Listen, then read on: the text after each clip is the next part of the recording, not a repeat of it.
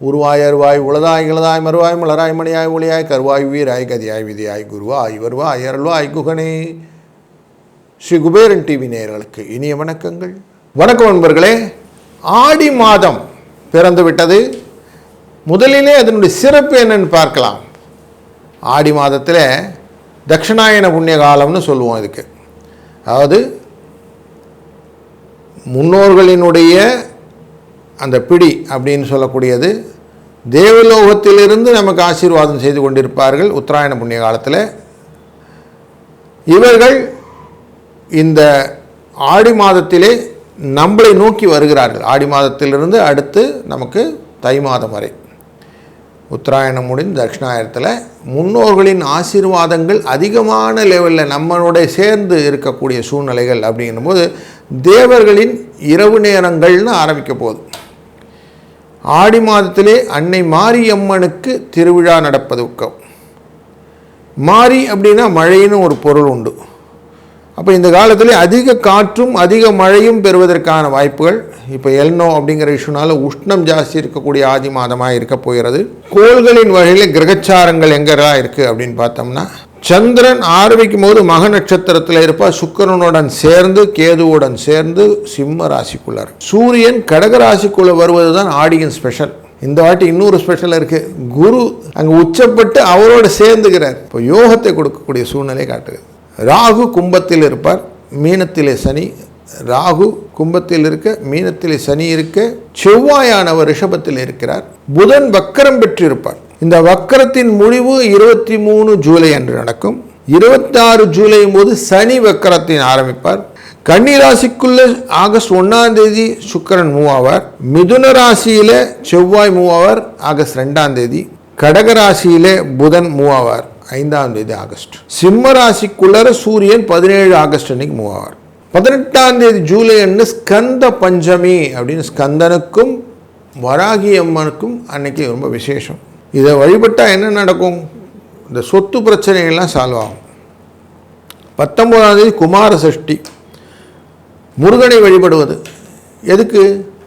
முருகனை வழிபட்டால் திருமண தடை நீங்கும், குழந்தை பாக்கியம் கிடைக்கும், கணம் கொடுத்து வாங்கினதில் சிக்கல் இருந்தால் தீரும், வீடு போன்ற விஷயங்கள் எல்லாம் நமக்கு முடியலைன்னா அதெல்லாம் முடிக்கும். ஸோ நன்மைகள் பல பல கொடுக்கக்கூடியது இந்த சஷ்டி விரதம், குமார சஷ்டி.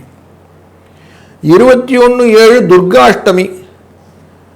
துர்க்கையை வழிபடுறதுனால என்ன கிடைக்கும்? எதிரிகள்கிட்ட பயம் நீங்கலாம், மரண பயம் நீங்கலாம். 22ஆம் தேதி ஜூலை மாதம் கருடனின் ஜெயந்தி. கருடாழ்வார்னு பார்த்துருப்போம், நம்ம பெருமா கோயிலெல்லாம் இருப்பாங்க. அந்த கருடாழ்வாரை இந்த பில்லி சூன்யம்லாம் வைத்திருக்கிறாங்கன்னு சொன்னால் அந்த கருடனை பார்த்து நீங்கள் பண்ணிங்கன்னா அதனால் கருடனை பார்த்து நம்ம கன்னத்துலலாம் போட்டுப்போம். அந்த கருடனாலே வரக்கூடிய, ஏன்னா அவரோட தான் நம்ம பெருமாளை தாங்கியிருக்கிறார் திருவடி. அப்படி பக்ஷிராஜனின் அந்த கருட ஜெயந்தினாலே அனைத்து விதமான இன்னல்களும் நீங்கிவிடும். 24ஆம் தேதி ஜூலை அன்று சயன ஏகாதசின்னு இருக்கும். சயன ஏகாதசின்னா படுத்திருக்கிற பெருமாள் அப்படின்னு அர்த்தம்.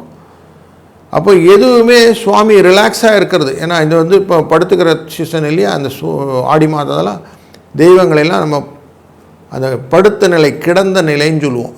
அனந்த பத்மநாப சுவாமின்னு பார்க்குறோம் இல்லையா, அப்படி கிடந்த நிலையிலே அவரை வழிபடுவது ரொம்ப விசேஷம்.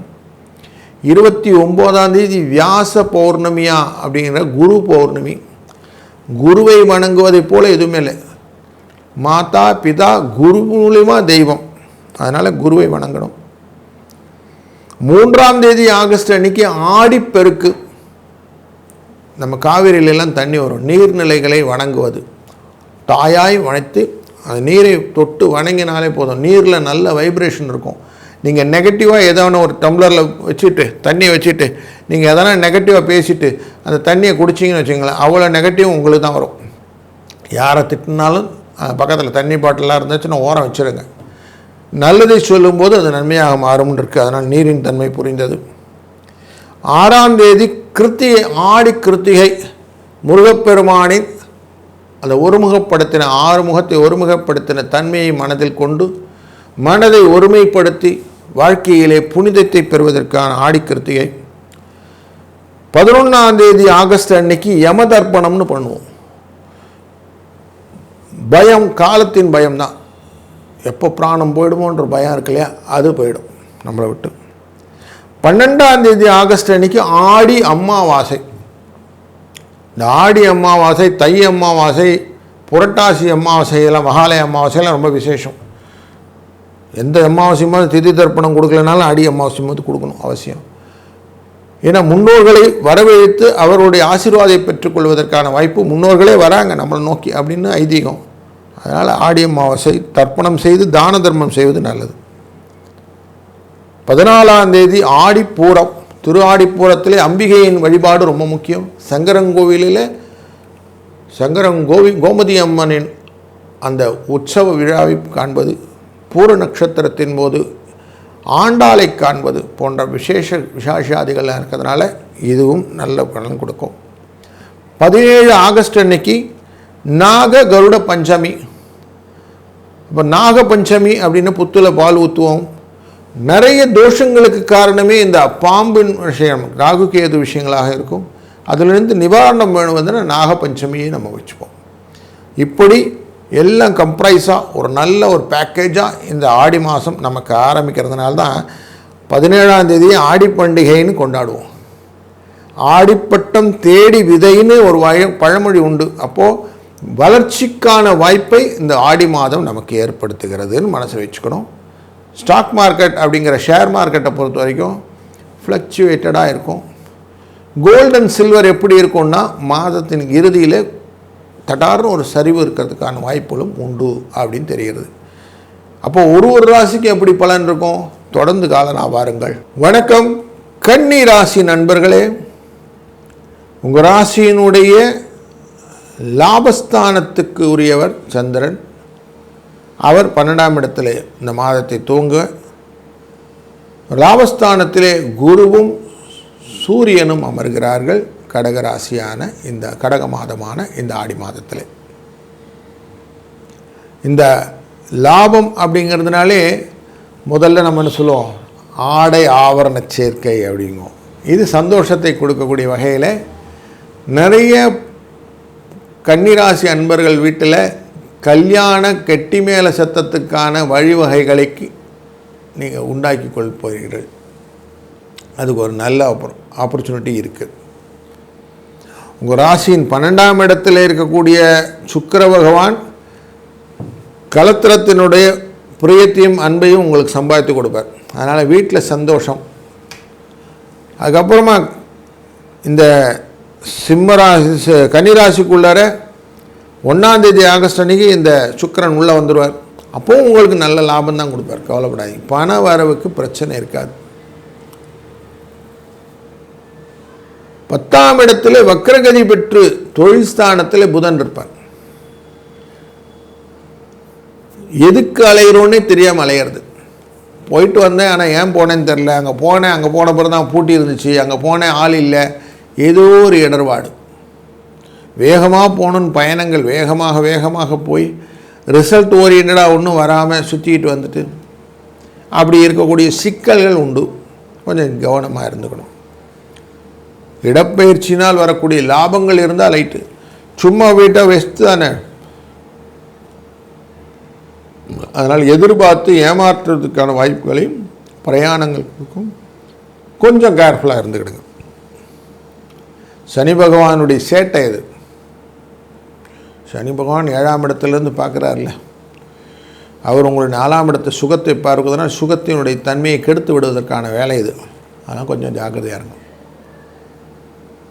லாபஸ்தானத்திலிருந்து குழந்தைகள் பாக்கியஸ்தானத்தை பார்க்குறாரு குருவும் சூரியனும். இப்போ குழந்தைகள் வழியிலே நல்ல முன்னேற்றம், தொழில் வழியிலே எழுச்சி, அரசாங்க தொடர்பும், தந்தை வழியிலும் நல்ல லாபம், பொதுத்துறையிலே நல்ல முன்னேற்றம், இப்படி நன்மைகள் பொது வாழ்வில் அமையக்கூடிய சூழ்நிலை இருக்கிறது. உங்கள் ராசியின் 6ஆம் இடத்துல ராகு இருக்கிறார். அவர் நல்ல ஸ்திதியில் பணம் அப்படிங்கிற விஷயத்த நல்ல பரத்தலாக கொடுத்துட்றார், நல்ல விஷயமாக கிடைக்கிறார், சந்தோஷமாக இருக்குது.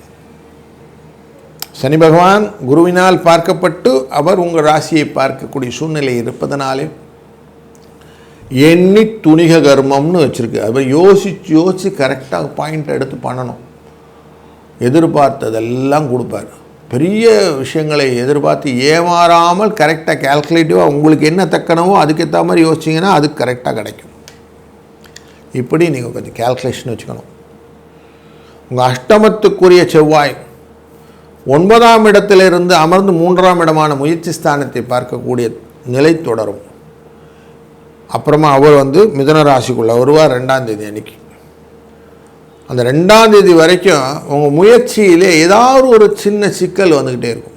ஏதாவது விஷயம், நம்ம ஆஃபீஸில் போகிறோம், ஒரு சேலரி ஹைக் கேட்கணும் ஆசைப்படுறோன்னா 2ஆம் தேதி ஆகஸ்ட்டுக்கு அப்புறம் கேளுங்க, நடந்துடும். அதுக்கு முன்னாடி போனால் சுற்றி வந்துட்டு இருப்போம். 26ஆம் தேதி சனி வக்கரகதியில் மாறப்போகிறார். உங்கள் 7ஆம் இடத்துக்காரர் அவர் 6ஆம் பாவத்துக்கு மாறுற போதே உங்களுக்கு பணம் அப்படிங்கிற ஒரு விஷயத்திலோ தடைகள்ங்கிற விஷயத்திலோ மாற்றங்கள் கொடுப்பார். அப்போது இதெல்லாமே உங்களுக்கு நல்ல பலனை கொடுக்க இருக்கிறது அப்படின்னு தெரிகிறது. இப்படி நல்ல ஒரு பலன்களை தாங்கி உங்கள் வழிநடத்த காத்திருக்கக்கூடிய கிரக நிலையினால் நீங்கள் நன்மைகளை பெற இறைவன் அருள் உங்களுக்கு துணை நிற்கட்டும். ஸ்ரீ குபேரன் டிவியை பார்த்தமைக்கு நன்றிகள். மேலும் இது போன்ற தகவல்களை தெரிந்து கொள்ள ஸ்ரீ குபேரன் டிவியை சப்ஸ்கிரைப் செய்யுங்கள். மறக்காமல் பெல் ஐக்கானை கிளிக் செய்யுங்கள்.